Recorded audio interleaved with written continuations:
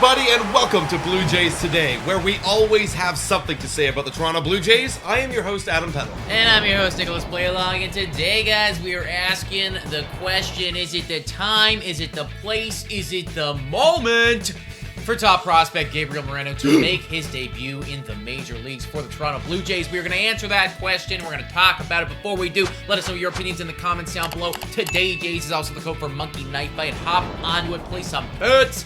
The boys have been losing. We could use your support. We definitely need the support. We need to have a group meeting about this Monkey Knife Fight thing. Absolutely, absolutely. But we also need to have a group meeting about Gabriel Moreno and also the catching situation. Well, and that's the only reason why we're doing this podcast to begin with, is because of the current catching situation, and most importantly, Dirty Hands Danny Jansen, who was off to a very hot start in only few games. He got an oblique injury. Yeah. Oof. Those can take a minute. Yeah, it looks like it could be out for a couple weeks, guys. They're saying late May, but I highly doubt that because he's got to get ramped up in baseball activity. Honestly, early May is what I'm looking at. Could even be mid-May. So for the time being, like, who are we left with? We're left with Zack Collins, Alejandro Kirk, who has major league experience, and then Taylor, I don't even know how to say his name properly. Is it Heinemen? We are calling him Heine just for like for fun. Yeah, exactly, for fun, and that's easier for us. But yeah, those are the catches that we currently have, because obviously, as you guys know, Reese McGuire, aka Wanky Panky, he is no longer with the team. It was Zack Collins that we got, right? Zack Collins. We made a little trade there with the White Sox. We got Zack Collins back. So those are the guys that we're rocking with right now.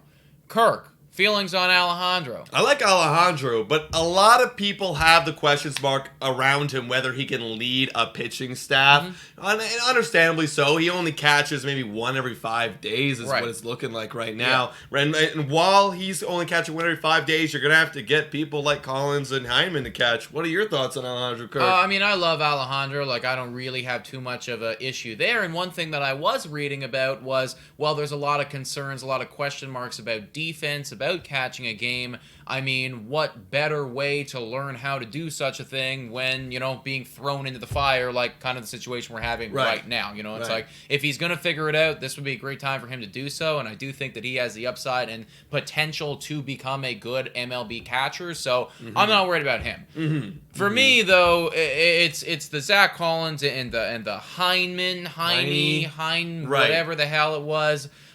We were watching the game the other night, guys, with you folks, actually, and holy mother of God, there was a lot to be desired left at that plate. Yeah, I mean, Zack Collins honestly looked awful. I think he made like one piece of contact with a fastball, fouled it away, but he could not hit the fastball. There was a few like 3-pitch strikeouts. There was. I will give credit. Heineman had like one at bat, then he got pinch hit for Zack Collins, which was really kind of weird. Right. But anyways, what that shows is that Charlie Montoya does not really have any faith offensively in that catcher spot. But here, I also want to throw out too. It's like, defensively, Heinemen cost us a goddamn run. Heinemen did cost us a run. He cost us a run right there. Like, he didn't look like he was, like, super elite behind there. And, I mean, we only saw Zack Collins for a tiny bit, but, I mean, nothing really impressive behind the plate there. I don't want to, say that he's bad or anything like that. We haven't seen enough. But just offensively speaking for him, like, that was god-awful. And then Heinemen with the error. So, right now, I'm not getting totally instilled with confidence with the two boys that we currently have, aside Alejandro Kirk. Yeah, so with that being said, if Jansen's out for a month, does the Blue Jays management go and call up number one prospect Gabriel Moreno? I mean, it's tempting, dude. It really is tempting, considering he is 7th overall in MLB 100. That's only a few spots away from the coveted Adley Rutschman. Like,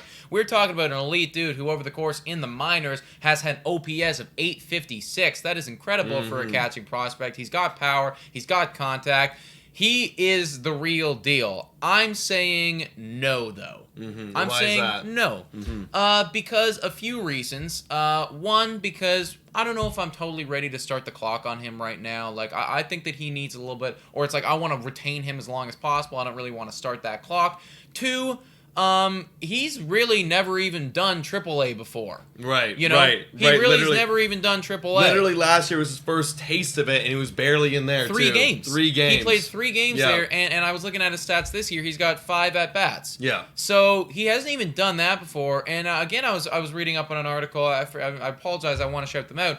But, one thing they were saying, it's like, well, if we have defensive concerns with Alejandro Kirk, right? I mean, for a guy who's never even been in AAA, like you got to imagine that those concerns, even though he's an elite level prospect, are gonna carry over. Right, and I will say one thing about MLB Pipeline that a scout did a breakdown on Gabriel Moreno defensively. He says he's got great pop time, right? He has a caught stealing percentage in the minors of 43%, which is really, really nice. Mm-hmm. However, there's more than just pop time when it comes to catching. There's framing, and a big one for me, and the reason why I'm saying we should not call up Gabriel Moreno to take over the staff is because he just has not handled a major league pitching staff ever. He's never done it. He's never made a major league. Not even in spring training at all, right? We're a team right now that needs to go to the playoffs, right? We've said it. If we don't go, it's a disappointment. We need a guy who can handle a pitching staff. And Dirty Hands Dan has handled a pitching staff. Yeah. Granted, not so much in the postseason, but he knows what he's doing. And I don't think I'm going to panic in this first month when Jansen could be gone for like roughly a month. And I'm going to call up the top prospect, start his clock like you're saying. I think we got to leave him in the minors because apparently the word is he's not ready to come up to the big leagues. Stay down there and get ready for next year. And that's a big thing for me, too, is just the development of this guy, right?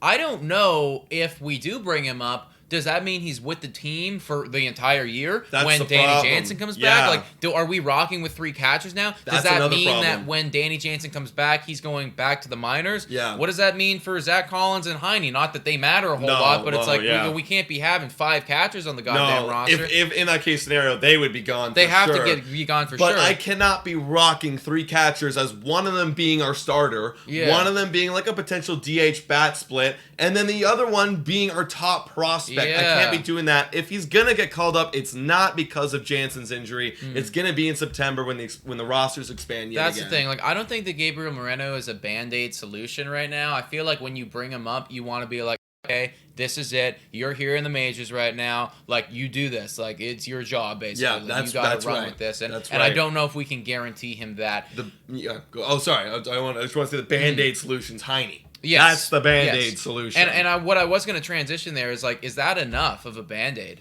Like, considering that this is an oblique injury right now, I think Heinemen sucks. I think Heinemen blows, He's got a 580 career OPS, a 204 batting average. Zack Collins has a 192 batting average. Yeah. And I don't know if there's anything, like, super defensively stud-worthy about these guys. Do you think that there's any reality right now, assuming that the management feels the same way that we feel about Gabriel Moreno, that a veteran, cheap catcher could be potentially in the works for this team? That's exactly what I was going to say. If it does come down to it, guys, let's say, worst case scenario, Kirk gets hurt. Now our catching staff is Collins and Heinemen. I can't be doing that. No, I can't be doing that. Right? Worst case scenario, we go and make a trade for a guy who's on his last year, maybe even 2 years, who knows, and we can just cut him after. A veteran guy who has led the staff. That's more of a likely scenario than me than a Band-Aid solution being our top prospect. Yeah. Can't be. Yeah, that's it. That's what would happen. Because I don't give a crap about, Yadier Molina's development. I care about Gabriel Moreno. If Yadier Molina came to the Blues, that's the first name that came to mind. But it's like some old guy that's on the outs of his career. It's like I don't give a crap about that. Gabriel Moreno, I do give a crap about. So